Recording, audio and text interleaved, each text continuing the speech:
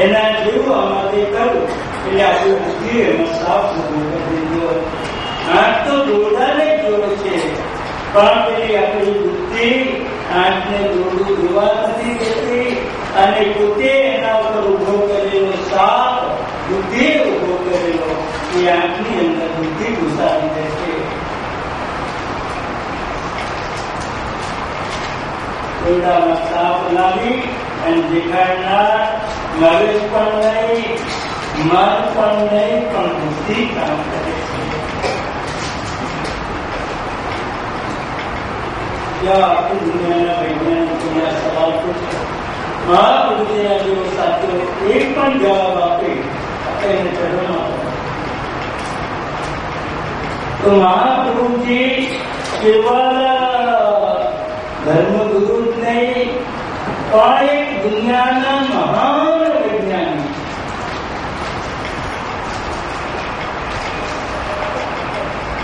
જેને આ માર્ગમાં આ ઊંડાણમાં જઈને અર્થ સમજાવે.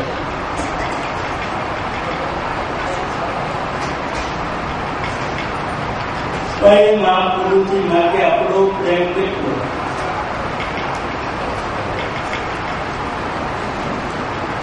મહાપુરુષજી માટે આપણો પ્રેમ કેટલો?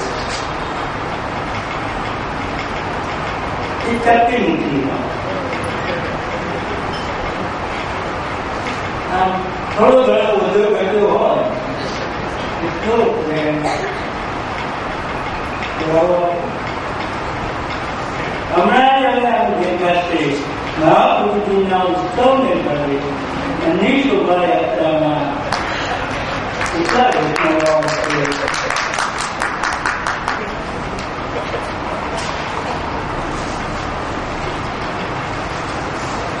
જો પ્રેમ હોય તો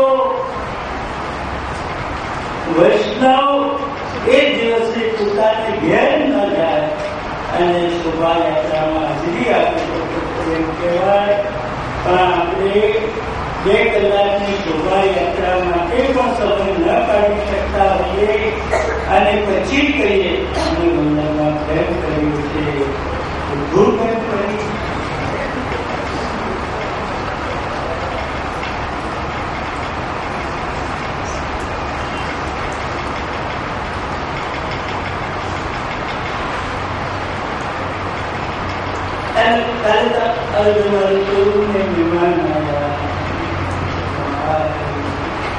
તો મહેમાનને લઈને ન જાઓ.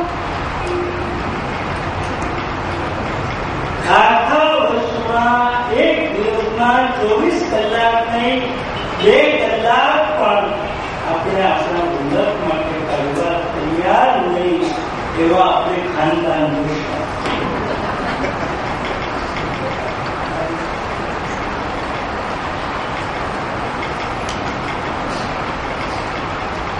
વલ્લભી જાણે તારું મારામાં કેવું પ્રેમ છે તો હું જાણું.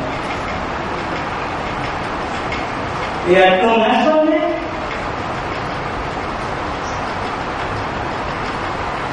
હવે કોઈ ના કહી શકે કે તમે જો 11 આવવાના હો ને તો 5 થી 7 નહીં મળે. અમારે ઘેર કોઈ નહીં મળે, અમે અમારા ભજન શીખાય.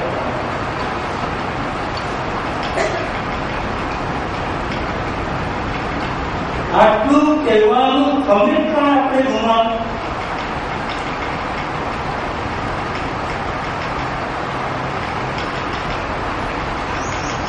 મને ખબર છે કે તમે બધા એમ છો કે સામેલું પાછું અમે મૂકી જવાનું, કોઈ ઘેર લઈ જવાના નથી.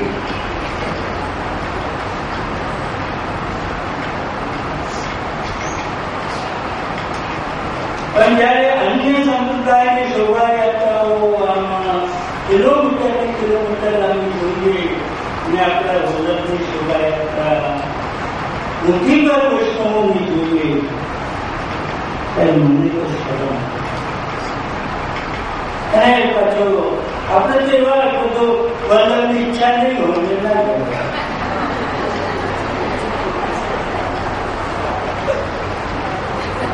અરે વલ્લભની આપણી ઈચ્છા નહોતી માટે ના ગયા અને દોષનો વલ્લભ તૂટી ગઈ.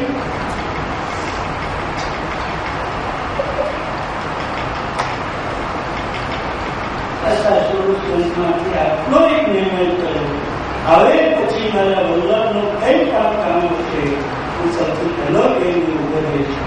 આ ગ્રંથની ઉત્તમમાં ઉત્તમ કક્ષાએ મળે.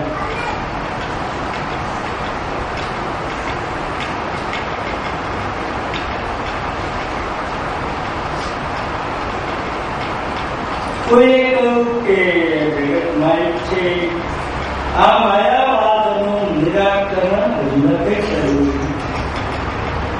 એટલે નામ આપ્યું માયાવાદ નિરાકર્તા સર્વોત્તમ. તો જગત કેવું છે? તો મિથ્યા નહીં, જગત સત્ય છે. બ્રહ્મ સત્ય તો જગત પણ સત્ય. માટીનો ઘડો એ માટીનો જ બનેલો છે. માટી જો સત્ય તો માટીનો બનેલો ઘડો પણ સત્ય. સોનું જો સત્ય તો સોનાનો બનેલો ઘડો એ પણ સોનું, એ પણ સોનાનો જ બનેલો, એ પણ સોનું.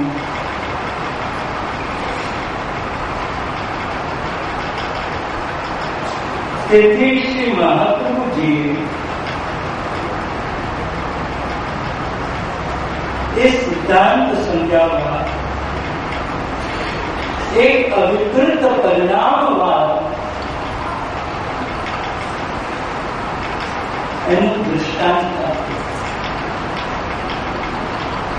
10-15 તોલા સોનું લીધું, પછી એને દાગીના બનાવ્યા,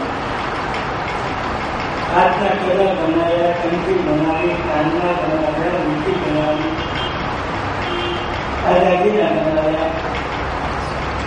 પછી કોઈને કંઠી બતાવીએ તો સોનું નહીં કે કંઠી, કંદન બતાવીશું તો કંદન, મીઠી બતાવીશું તો તે મીઠી. એના નામ બદલાયા, એના આકાર બદલાયા, એનો ઉપયોગ બદલાયો, પણ સોનું બદલાય નહીં. સોનું, મીઠી પણ સોનું, કંઠી પણ સોનું, કંદન પણ સોનું, પણ એનો ઉપયોગ બદલાયો. અને ઉપયોગમાં એકની જગ્યાએ બીજું ન ચાલે. એટલે હાથમાં કરવાનું કંદન ના મળે, જવાની ઉતાવળ હોય તો ગળામાં કરવાની કંઠી હાથમાં મીઠી મૂકી તો ચાલે કરો. તરત તો પિતા પૂછશે આપણે શું કર્યું? એ કે કડું જડ્યું નહીં, આપણે સોનું કર્યું, ત્યાં કંઠી કરી. એ ચાલે નહીં. હાથમાં કંદનના આકારનું જ સોનું જોઈએ, કાનના કુંડળના આકારનું સોનું જોઈએ.